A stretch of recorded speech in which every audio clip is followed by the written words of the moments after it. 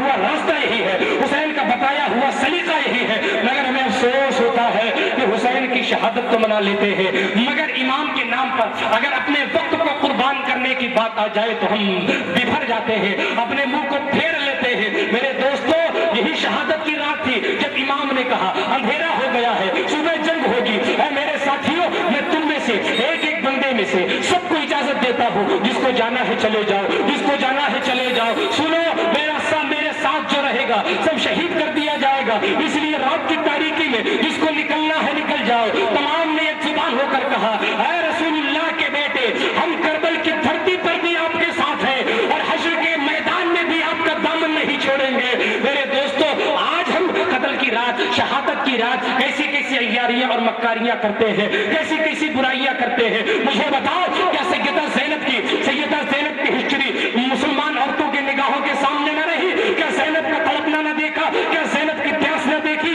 جب کربلا کا واقعہ ہو گیا، شمر ذی جوشن پردے داری کو توڑنے ختم کرنے کے لیے آگے بڑھا، زینب نے چلا کر کہا کہ ہمارے بیٹوں، ہمارے بھائیوں، ہمارے قرابت داروں کی قربانی ہو چکی ہے، اے شمر اگر تو ہمارے پردے پر ہاتھ ڈالے گا تو سر ہے۔ تمام تر قافلے والے رو رہے ہیں۔ مصطفیٰ کی بیٹی زینب نے جب نکالے ہیں جملے اپنی زبان سے، کہا اے ابن سعد، میرے بھائی حسین کا جنازہ رکھا ہے، اس پر گھوڑوں کے ٹاپوؤں سے امام کی ہڈیوں کو چکر چور کر دیا گیا، میرے امام کے کپڑے کو اتار لیا گیا۔ اے ابن سعد، تجھے شرم نہیں آتی؟ تاریخ بتاتی ہے ابن سعد کی آنکھوں سے آنسو نکل آئے اور اس نے پلٹ کے اپنے منہ کو پھیر لیا اور زینب کے سوال کا جواب نہ دے سکا۔ میرے دوستو، ڈھول کوفیوں نے بجائے، امام کا سر نیزے پر رکھا اور لے کر گھومنے لگے۔ آج ہمیں اور آپ کو پہلے شریعت پر عمل کرنا ہے، شریعت کی پابندی کرنی ہے، تب پتا چلے گا کہ کردار حسین کیا ہے۔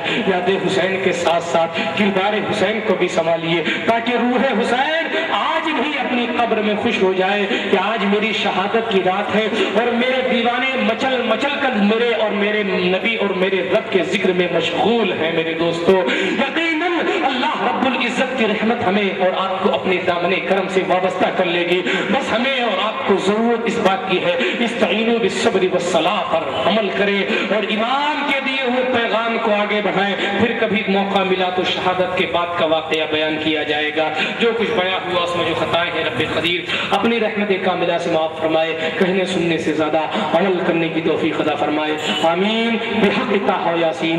جب تک چلے نور کی سانسیں میرے حضور، ہوتی رہے تمہاری ثنا مجھ غریب سے۔